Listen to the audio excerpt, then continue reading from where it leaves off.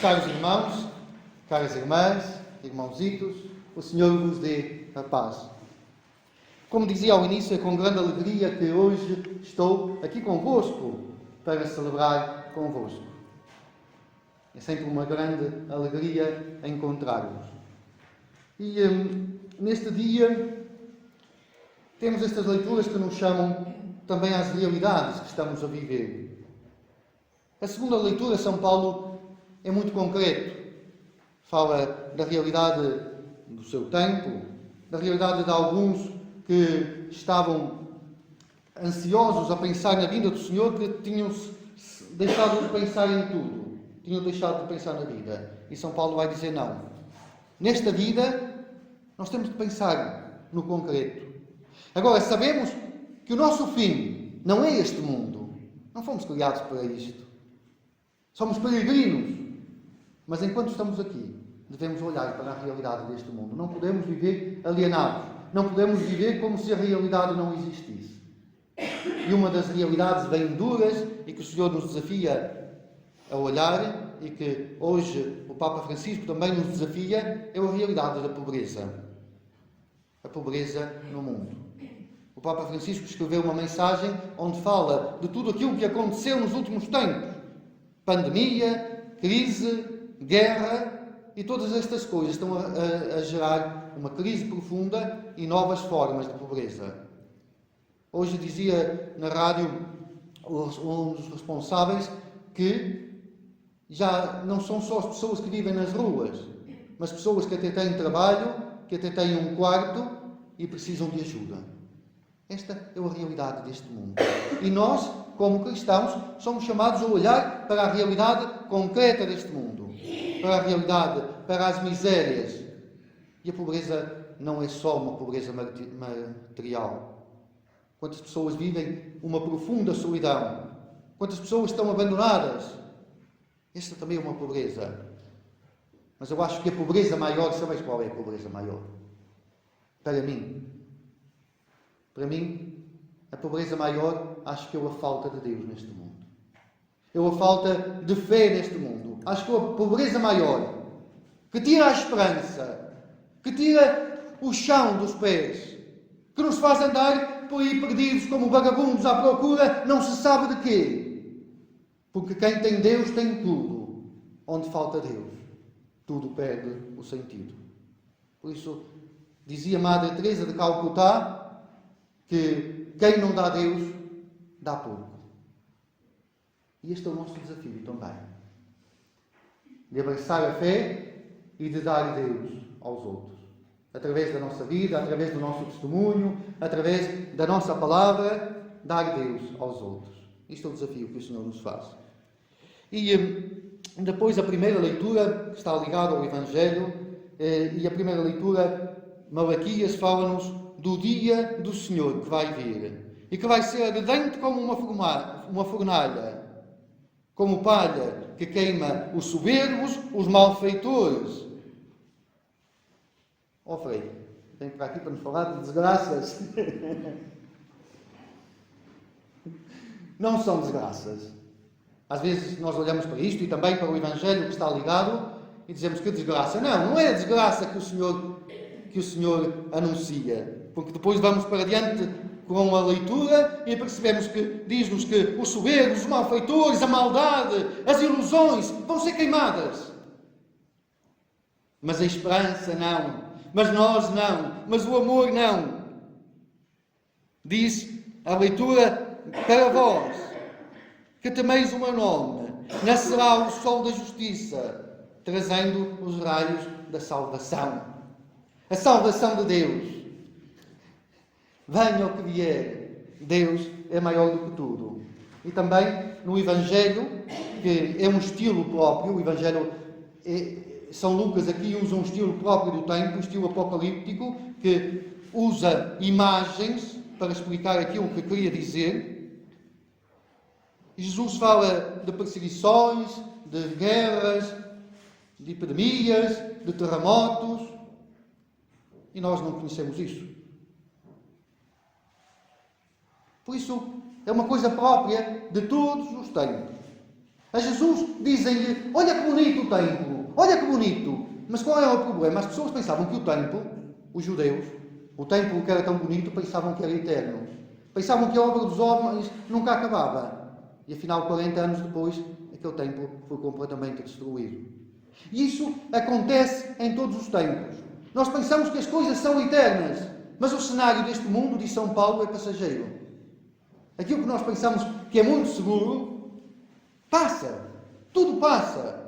Um dia, não se fala só do fim do mundo. As pessoas pensam falar do fim do mundo. Não, fala-se da realidade deste mundo. E tudo passa. Tudo.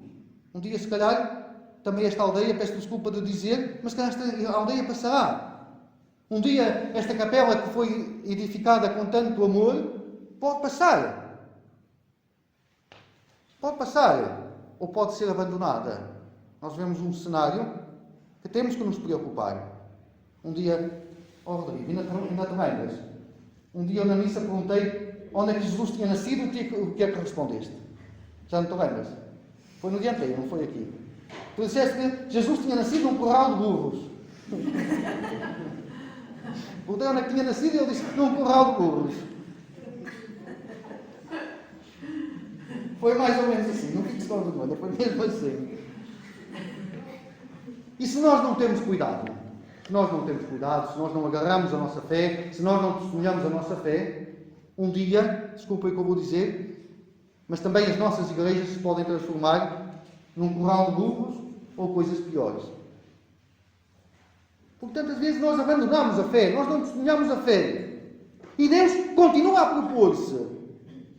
Continua a propor-se. Deus quer chegar a todos nós. Mas se nós não o aceitamos, se nós não o deixamos entrar, Ele não o obriga. E nós vemos que as novas gerações, os nossos irmãozitos e irmãzitas na igreja são cada vez menos. Os nossos jovens são cada vez menos. Tudo passa. E ou nós fazemos alguma coisa de diferente, ou nós somos capazes de anunciar, de testemunhar, ou tudo passa. E as coisas mudam.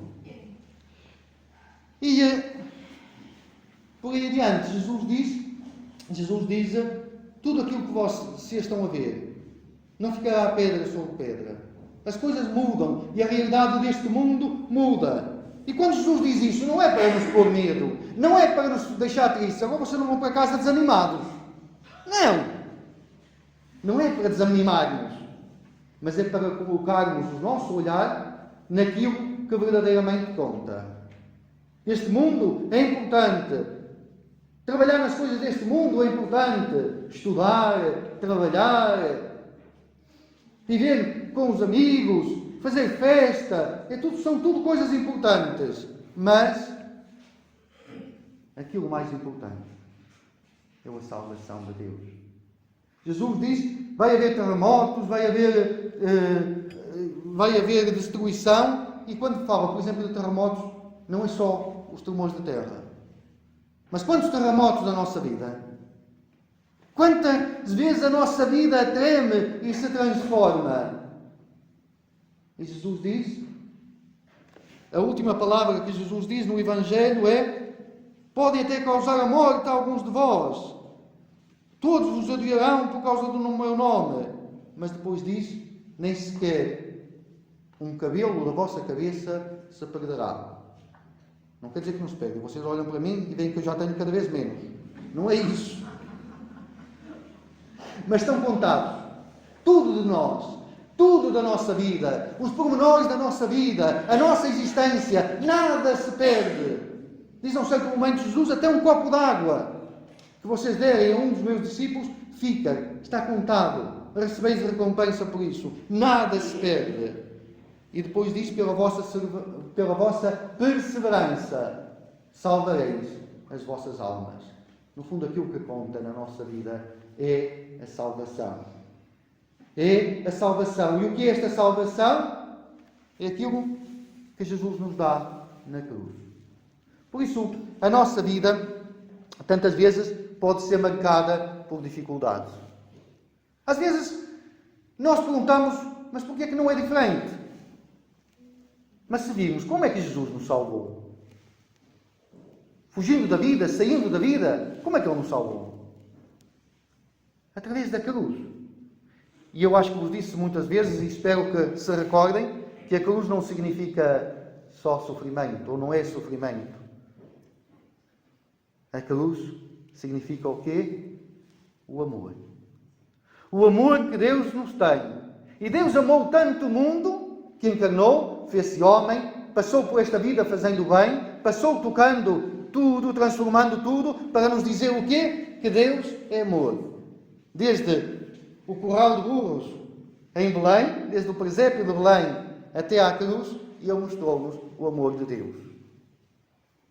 Onde não são tiradas as dificuldades. Nós passamos pelas dificuldades. Onde não são tirados os problemas, os obstáculos, os terremotos, as perseguições. Não, nada disso é tirado. Mas onde está o amor? Tudo vence. Onde está o amor? Tudo faz sentido. Onde está o amor? Tudo se transforma.